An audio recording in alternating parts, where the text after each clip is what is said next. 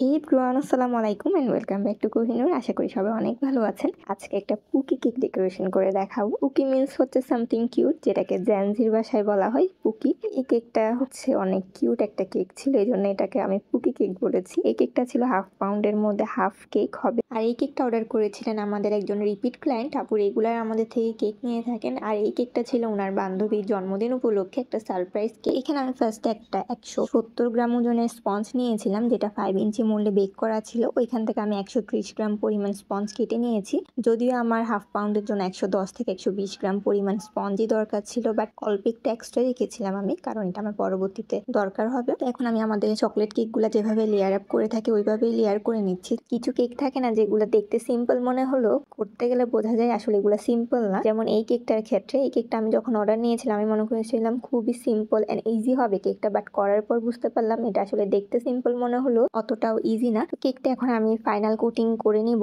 আগে আমি crumb coating করে ফ্রিজে রেখে দিয়েছিলাম যাতে ফাইনাল ফিনিশিংটা খুবই স্মুথ হয়। তো উপরের কালারটা হবে বাটার কালারের মধ্যে। আমাকে যে রেফারেন্স পিকচারটা দেওয়া হয়েছিল ওইটা ছিল হচ্ছে বাটার ক্রিম ফ্রস্টিং এর মধ্যে, বাট আমি ইউজ করেছি হচ্ছে হুইপ ক্রিম ফ্রস্টিং। তো এখন আমি কিছুটা অংশ কেটে নিয়েছি। আমি আগেই বলেছিলাম আমি কেকের মধ্যে কিছুটা পরিমাণ এক্সট্রা রেখেছি, কারণ আমার পরবর্তীতে এটা কাটতে হতো। এখন কেকটা আমি স্ট্যান্ডিং মোশনে দিব। তো স্ট্যান্ডিং মোশনে দেওয়ার আগে কিছুটা পরিমাণ ক্রিম লাগিয়ে নিয়েছি, যাতে পরবর্তীতে কেকটা বোর্ডের সাথে অ্যাটাচ থাকে, কেক যাতে পড়ে না যায় বা ভেঙে না যায়। আমি কেয়ারফুলি এখন কেকটা স্ট্যান্ডিং মোশনে দিয়ে দিব এন্ড পেছনের সাইডটাও ক্রিম দিয়ে কভার করে নেব। তো এই কেকটা করতে গিয়ে আমি দুইটা ঝামেলায় পড়ি। ফার্স্ট ছিল হচ্ছে কেকটা ফিনিশিং দিতে গিয়ে অনেক টাইম যায় আমার। যদি একটা রাউন্ড কেক হতো তাহলে এর হাফ টাইমের মধ্যেই কিন্তু আমি কেকটা ফিনিশিং দিতে পারতাম, বাট এই কেকটা তো অনেকটা টাইমে গিয়েছিল আমার। তো আপনারা যারা এই ধরনের হাফ কেকগুলো অর্ডার নেবেন চেষ্টা করবেন একসাথে দুইটা কেক অর্ডার নেওয়া, তাহলে একটা রাউন্ড কেক ফিনিশিং দিয়ে ওইটা মাছ বরাবর কেটে নিলেই কিন্তু আপনার হাফ কেক হয়ে যাবে দুইটা। কিন্তু একটা সিঙ্গেল হাফ কেক অর্ডার নিতে গেলে কিন্তু আপনাদের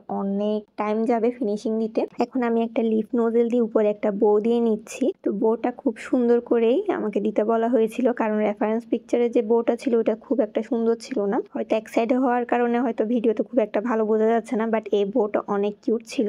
সেকেন্ড যে প্রবলেমটাতে পড়ি সেটা ছিল হচ্ছে প্যাকেজিং করতে গিয়ে দেখি এই কেকটার হাইটটা অনেক বেশি। এটা আমাদের হাফ পাউন্ডের কেক বক্সে ফিট হচ্ছে না। তো এই কেকটা প্যাকেজিং করতে গেলে দেখা যাবে আমাদের দুইটা হাফ পাউন্ডের কেক বক্স জয়েন দিতে হচ্ছে, না হয় একটা হাইটেড কেক বক্স ইউজ করতে হচ্ছে, না হয় একটা বড় সাইজের কেক বক্স কেটে ছোট করে নিতে হচ্ছে। যেভাবেই করি না কেন আমাদের একটা এক্সট্রা চার্জ এইটাতে যাচ্ছিল। তো যেটা আমি ফার্স্টে বুঝিনি, যখন অর্ডার নিয়েছিলাম তখন আমি আমাদের নর্মাল হাফ পাউন্ডের কেকগুলো যেভাবে চার্জ করে থাকি ওইভাবেই চার্জ করেছিলাম কেকটা, বাট বানানোর পর বুঝলাম কস্টিংটা আরেকটু বাড়বে। সেম ডিজাইনের আরও একটা কেক আপু আমাদেরকে আবার অর্ডার করেছিলেন হাফ কেক, বাট ডিজাইনটা একটু ডিফারেন্ট, হাফ কেকই ছিল। তো ওইটার সাথে আমাদের এক্সট্রা খরচটা অ্যাড করতে হয়। কস্টিং বেড়ে গেলে স্বাভাবিকভাবে কেকের প্রাইস তো বাড়াতেই হবে। তো এই কেকটার ডেকোরেশনটা কমপ্লিট। এই কেকটার ফাইনাল লুক ছিল এটা, খুবই সিম্পল অ্যান্ড কিউট একটা কেক ছিল। তো কার্টুনের মধ্যে যে কেকগুলো দেখা যায় না অনেকটা ওই রকম টাইপসের ছিল কেকটা। আমাকে যে রেফারেন্স পিকচারটা দেওয়া হয়েছিল ওইটার ফিনিশিংটা একদম স্মুথ ফিনিশিং ছিল না। তো আমিও সেম ভাবে একদম স্মুথ ফিনিশিং দিইনি, যতটুকু দেওয়া দরকার ছিল অতটুকু দিয়েছি। তো এই কেকটা কেমন হয়েছে অবশ্যই জানাবেন। আজকের মতো এতটুকুই। আসসালামু আলাইকুম এভরিওয়ান।